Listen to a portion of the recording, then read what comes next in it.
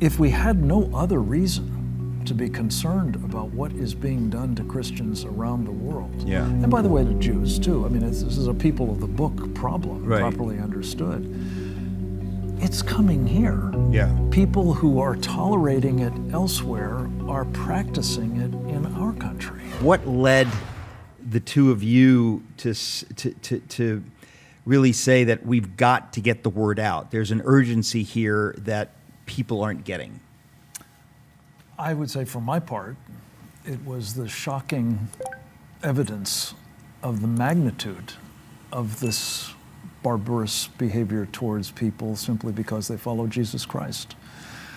I think when we started, it was something like 240 million or so people around the world, according to one of the keepers of this kind of data, Open Doors USA, who are being heavily persecuted. And that's not to say just mistreated or denied work or what have you, but brutally mistreated. Today, despite our best efforts, 360 million, considerably more than the number of every man, woman, and child in America, are now being heavily persecuted. So for that reason alone, we thought we need another approach. And with Dede's very considerable help, we've tried to bring the idea that it's not enough simply to try to minister to the people who are being oppressed or suffering or reduce the horrors afflicted on them.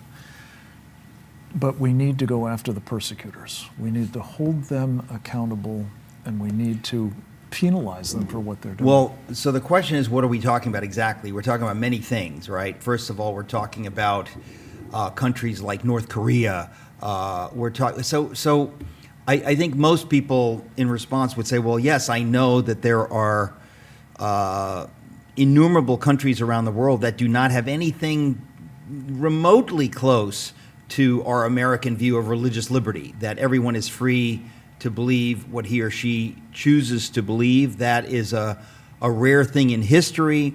It's unfortunately a rare thing still today. What do you say to somebody who says, like, that's just the way it is, that we've got a lot of countries where they don't believe in freedom, much less religious liberty, and of course they're going to persecute Christians?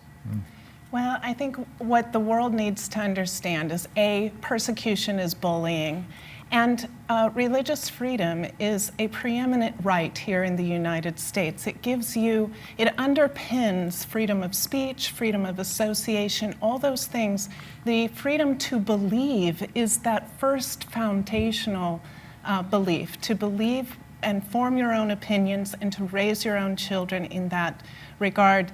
There are 500 billion people in the world suffering under persecution. Persecution is the systematic abuse of a group of people by another group of people because of their beliefs, be it political or religious or something. The 360 million heavily persecuted Christians, and that is a 65% increase in the last 4 years. In a record number of countries, 148 reported back in 2018, more now. It is with us. It always will be with us. People will have conflicts, but pushing forward on that freedom to believe and to exercise your belief, that is so foundational to peace and prosperity in the world that we must, as an entire globe, work towards securing those rights, not only for Christians, but for all people of all beliefs. It seems to me that the UN was flapping its gums about this like a million decades ago, when Norman Rockwell, created the four freedoms posters, and one of them was freedom of worship or whatever. It seems to me that this is, as you say, this is foundational. This is very, very basic. The United States has led the world and ought to lead the world in this. But is the idea that an organization like the UN is turning a blind eye to this? In other words, whom do we blame? Because I don't really understand, or is the United States itself, have we been not beating the drum for religious liberty? Well, if I could just go back to one thing you asked earlier. I think why this matters beyond our own borders is we have as a core, as Dede said, foundational principle, the idea that it is an unalienable, God-given right to have that freedom, not just because you're an American, but because you're a human being. So we have that as a responsibility, we believe.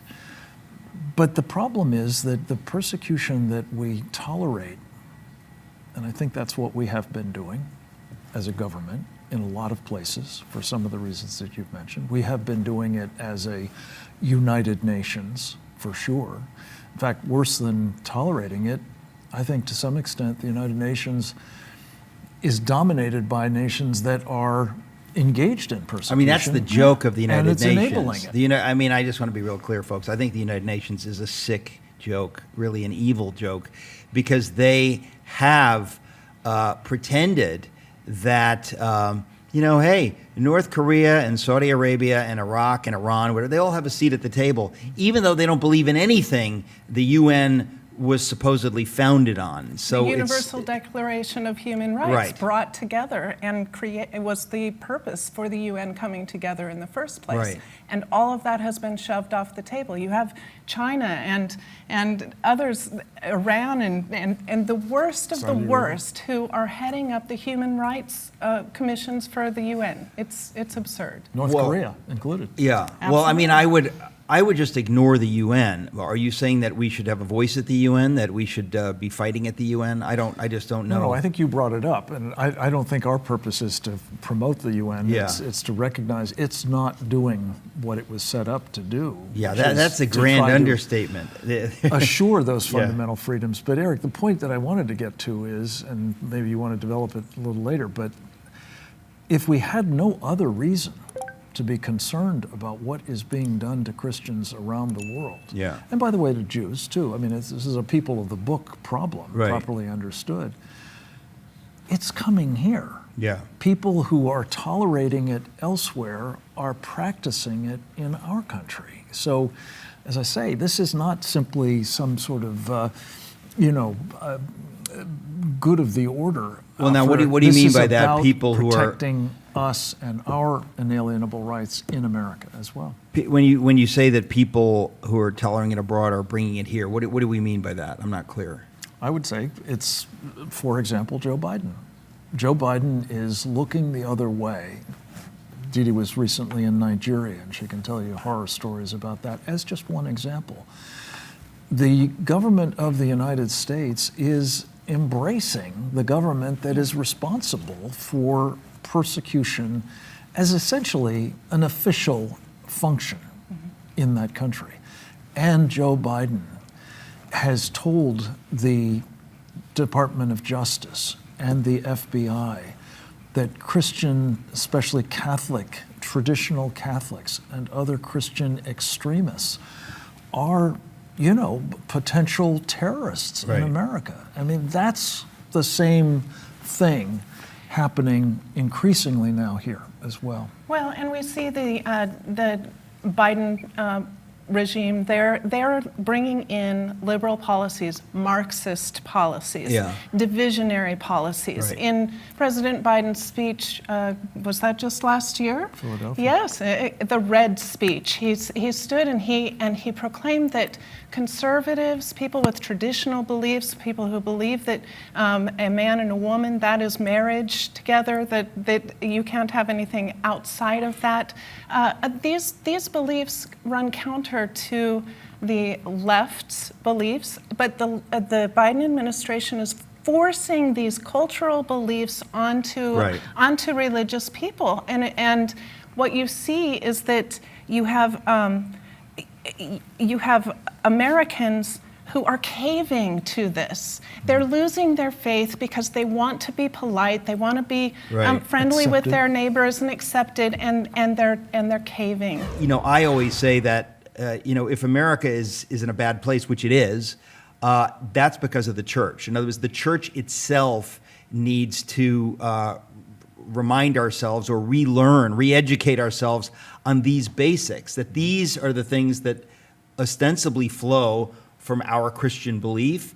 And we need to preach those ideas, and we need to spread those ideas. And so I always lay the blame with the church, because the church has a voice that it's not been using. But when you talk about, fake Christians like Joe Biden, it kind of amazes me that they're not just lazy and dumb. They are actively working against biblical ideas, against American ideas. That's the astonishing, inflection point if you're looking at where we've been going. Look, if you're talking about Joe Biden personally, who knows what he actually is thinking about anything, but he's enabling or acquiescing, at least, on his watch to behavior that is completely unacceptable. Right. And one prime example of this, just to bring it home, the problem that you were just articulating, Eric, is in the course of this pandemic, churches were shut down. Houses of worship, places that people would go to if practicing their faith, as refuge, as places to reinvigorate their souls in very difficult times. Yeah. Tattoo parlors, marijuana dens, liquor stores and abortion clinics and so on were kept open. That said volumes about the status of the religious community in this country, and the fact that so few, to your point, stood against it and objected and ran the risks associated with doing so. Well, I mean, I think another indictment. The question is always, have they repented? Will they repent? In other words, it's one thing to screw up and then to realize, boy, we screwed up. We failed that test badly. The question is, do you ever get it? Do you ever understand, yes, we did fail. Yes, we screwed up. Shame on us. We need to repent and make sure we never do that again. And that's what I'm trying to be a voice for, to tell people, if you're going to a church that is still on that page, get out of that church. Don't go to a church that doesn't understand this kind of thing, because it really is fantastic you see it through history, the complicity of the church in, secularization, which of course leads to religious persecution. And that's basically what we're seeing in America. But where do you see hope? Or let me just say, where do you at Save the Persecuted Christians, where do you see possibility of progress? Where are you putting your efforts? Well, I think persecution challenges the faithful. The people that I have gone to visit with in Nigeria, and I was recently down on the border in Texas and El Paso, these people who have been tried by fire, their faith is alive. They know what they believe. They hold on to that faith, and they are the inspiration to me. Here in the United States, we've grown soft, we've grown comfortable. We really are the church of comfort.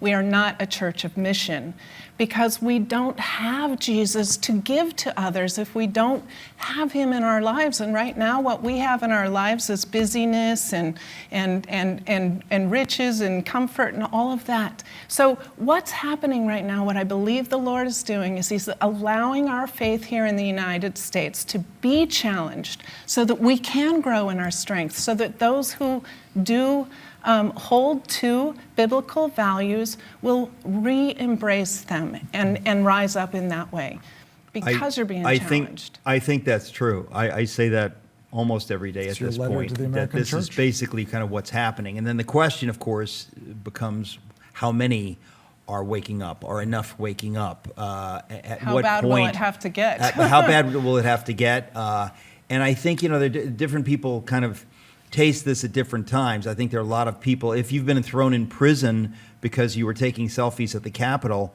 you're activated. You're like, okay, I get it. I have nothing to lose now because I've been treated like a dog for doing nothing.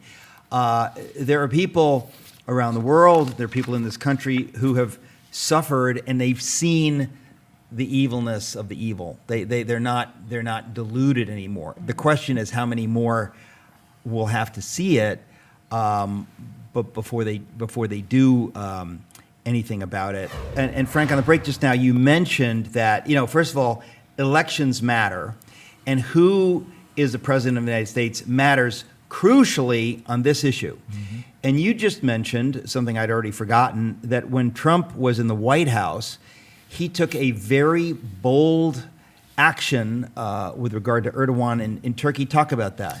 Well, I think the thing that's important to the context of this is that Donald Trump was so seized with what this fellow Recep Tayyip Erdogan, the president of Turkey, an Islamist, of a tradition that has persecuted Christians for hundreds of years, thousands of years, I guess, maybe almost. At every opportunity, Donald Trump would challenge Erdogan to release Pastor Andrew Brunson, an American missionary living in Turkey, there just to try to bring Jesus to the people of Turkey. And he was being imprisoned, he was being brutalized. I think Erdogan couldn't believe that this was that important to Donald Trump, so he just kind of rolled with it. But finally, he just said, okay, I'll make a deal. If you'll get a Hamas terrorist out of an Israeli prison, a woman as it happens, I will let Brunson go. Trump said no problem. He gets Bibi Netanyahu on the phone, says, Bibi, I need a favor. Would you let this gal out? Bibi says, the Prime Minister of Israel, I'll do it for you, Mr. President. Boom. He goes back to Erdogan. Erdogan says, I'm going to take Pastor Brunson out of prison and we'll have him under house arrest, but we'll continue the prosecution of him. Mm-hmm. And Donald Trump said, you've lied to me. And he did what we've encouraged him and his successor to do, which is to penalize people who are engaged in persecution of Christians. What did he do? He put high tariffs on steel and aluminum, and the lira, the currency of Turkey, went into the nosedive. And very shortly thereafter, Pastor Brunson was released. Now, that's a very small example, but it's a proof of concept. Well, it also shows you the character of Donald Trump. See, this is the kind of thing that drives me bananas, that the guts that he has, his willingness to do that, to use American power for God's purposes, for what is right. We have tremendous power in the United States, and oftentimes we don't use it, whether we're talking about China or whatever. Trump really understood that, understands that, and it is wonderful to be reminded, sitting here, of something I'd forgotten, that he went to bat for what was right.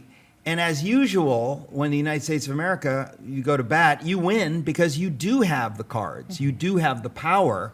But we have a lot of leaders, quote unquote, who they don't seem to be willing to fight in that way. Now, Frank, I didn't mention it, but you were in the Reagan administration. Ronald Reagan was one of those leaders. He was. He actually believed in right and wrong and in truth and in justice, and he was willing to go to bat in a way that most, rhino Republicans, most just dead floating fish Republicans are not interested in fighting in that way. And so it's I had the privilege of meeting Andrew Brunson.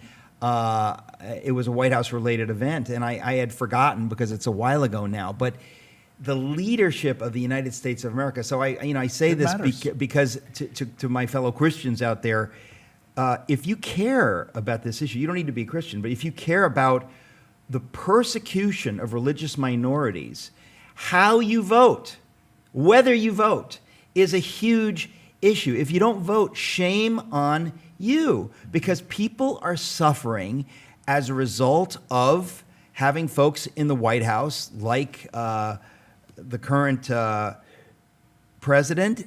There's just no doubt about it. And I think that, it's one of the reasons I wanted to have the two of you here, to remind people that this matters. Yes. Who you vote for matters. Well, the comparison between the two administrations, this one and the previous one with Trump, President Trump came in and immediately elevated the protection and promotion of religious freedom as a national security priority.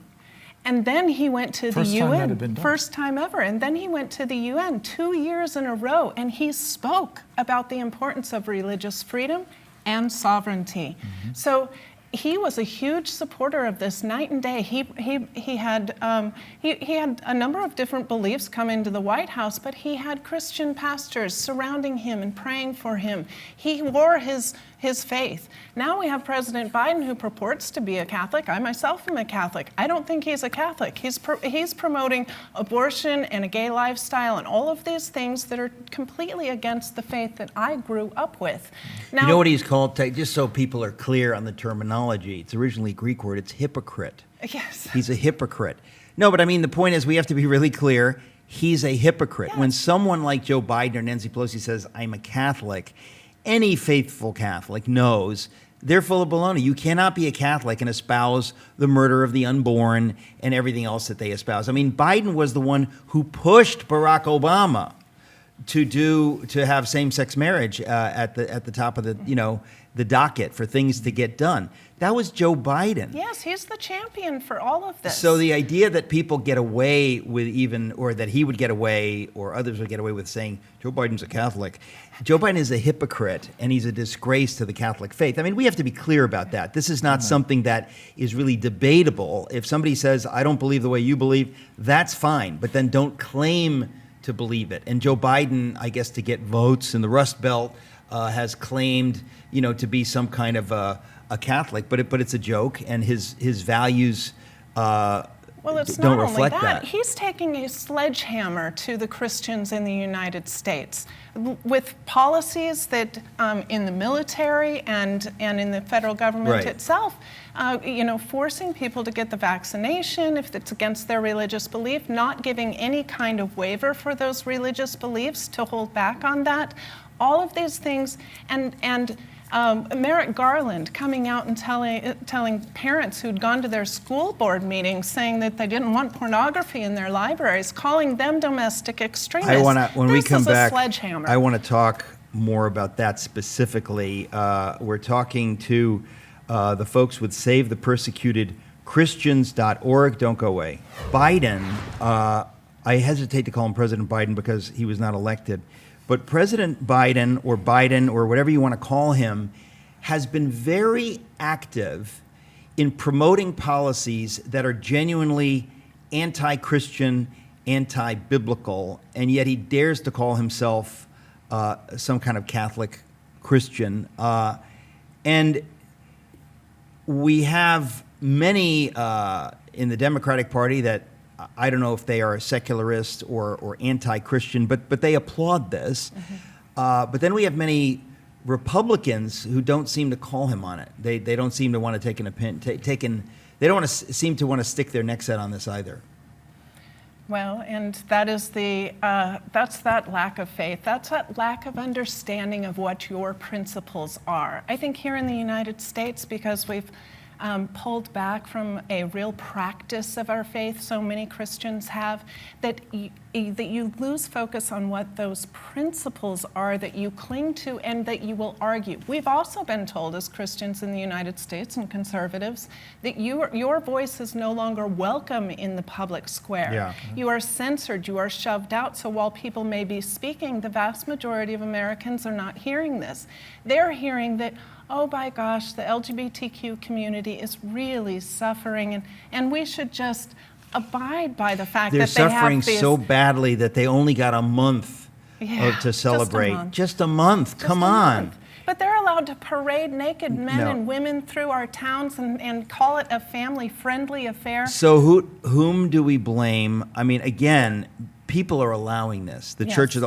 I put the blame squarely at the foot of the church. That Yes. the churches ought to be incredibly vocal against this. But we have a lot of really gutless, confused, feminized men of God. They are not heroically leading in this. They are not protecting the weak. They're not protecting the young women that are being forced to change in locker rooms with men. So ultimately, none of these things could be happening. We can complain about those who are pushing this, but It's a we very live in America, specific and we have the Marxist ability. strategy, Right. Eric. It's Well, a very talk about specific that. Marxist strategy Yeah. to other, and what you're seeing are the consequences of othering that has been going on in the United States for some time. Christians in America have been cast in a light of negativity, that our beliefs are hurtful to others. All of these things have been pushing us, marginalizing us, pushing us out of the public square.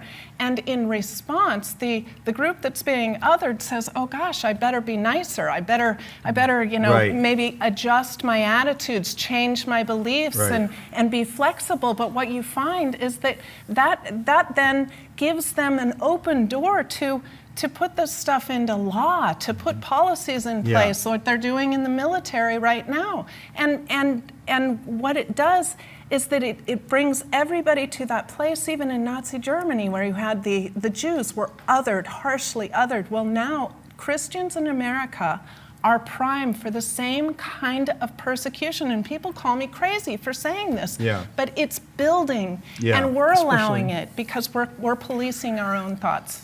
Especially because, as you said earlier, there's an accommodation that you're not going to resist this, or you're not going to stand with the other, that enables more and more traction to be gained by these diabolical forces. So the question is, folks, are you waking up and you being part of the solution, or are you one of those dead fish floating down the stream?